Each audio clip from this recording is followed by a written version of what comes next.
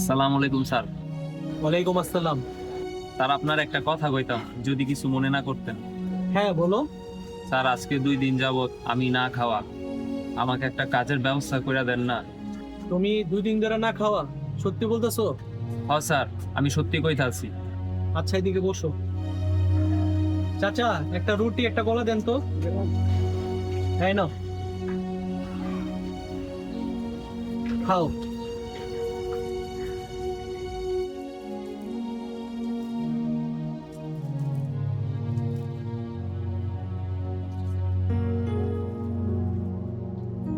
আচ্ছা, তুমি না চাকরি চাইছো আমার থেকে, তুমি কি দারোয়ানের চাকরি করতে পারবা? হ স্যার, আমি যে কোনো কাজ করতে পারবো। আচ্ছা ঠিক আছে, চলো তাহলে আমার সাথে। চাচা আপনার বিল কত হয়েছে? 28 টাকা। 28 টাকা?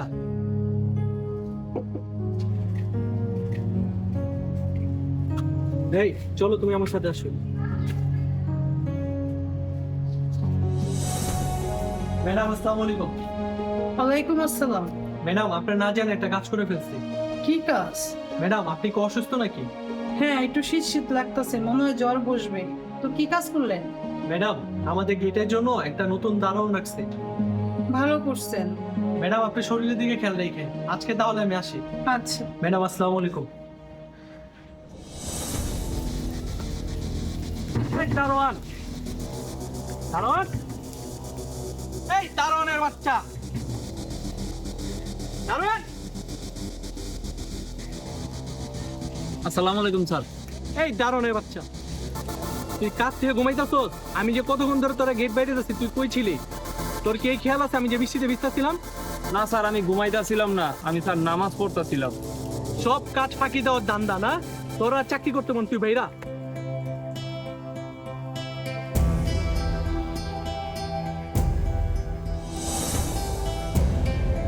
আসসালামু আলাইকুম ম্যাডাম। ওয়ালাইকুম আসসালাম। কি ব্যাপার হাসান সাহেব, আপনার আসতে তো দেরি হলো কেন?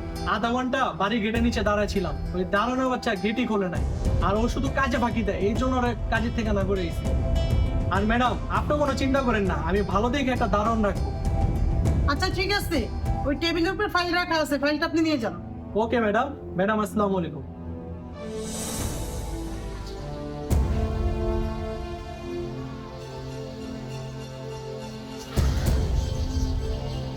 ভাইয়া আসসালামু আলাইকুম। ওয়ালাইকুম আসসালাম। আচ্ছা, এদিকে আশেপাশে কোথাও ম্যাচ আছে?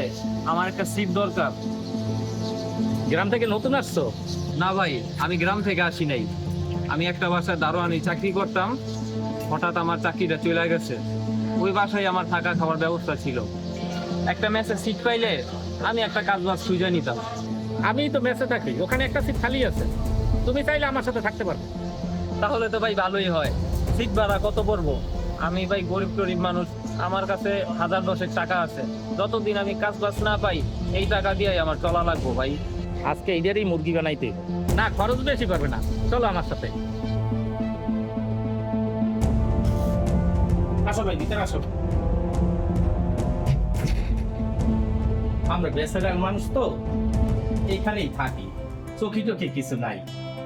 আচ্ছা এই বিছানটা বিছাই দিই।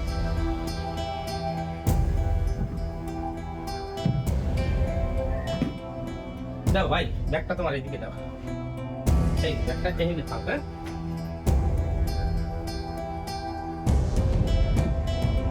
এই চকো বালিশ। আমরা এখানে 2-3 জন থাকি।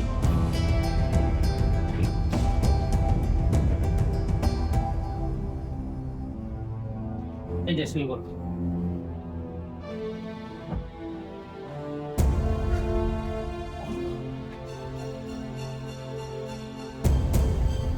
শুয়ে পড়বি।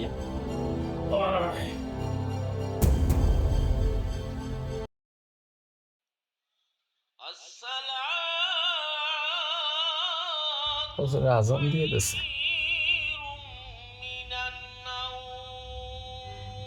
এই সুযোগ এখনই যাইতে হবে।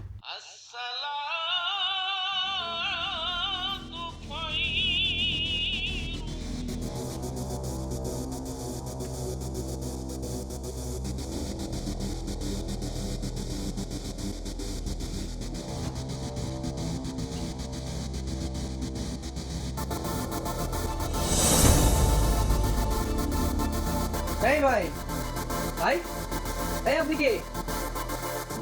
ভাই আমার নাম তামিম। এই রুমে একটা ভাই থাকে না, বয়স্ক করে, নাম মনে হয় মনির। আমি গতকাল রাত্রে ওনার সাথে উঠছি এই ম্যাচে থাকার জন্য। আমি এই ম্যাচের দায়িত্বে আছি, আর উনি তো টাও ঠিক মতন ম্যাচের টাকা পয়সা দেয় না, খাবারের বিল দেয় না, এর জন্য তারা না করে দিছি। আজকে 1 তারিখ, ওনার যাওয়ার কথা, এর জন্য সকাল সকাল আসছি ওনার সাথে দেখা করতে। উনি কই? ভাই আমি তো ঘুমাইছিলাম, উনি কই গেছে তা তো কইতে পারি না। আরে এই জায়গায় তো আমার ব্যাগ আছিল। হায় হায়, আমার ব্যাগ কই? আপনারা ঠিক লেখা যাবে না, উনি ব্যাগ নিয়ে ভাগছে। হায় হায়, ওই ব্যাগে আমার কিছু টাকা আর কাপড় চোপড় ছিল। সর্বনাশ, এখন আমি কি করব? ভাই আপনি কি করবেন জানি না, এই মুহূর্তে আপনি আমার রুম থেকে বেরোন। আমি অচেনা লোক রাখি না, যান তাড়াতাড়ি যান।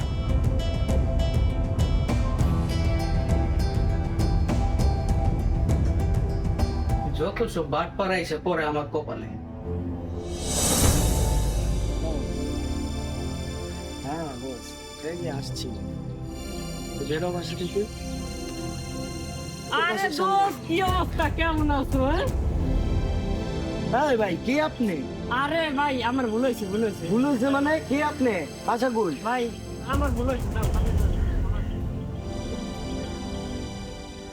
হ্যাঁ দোস্ত বল।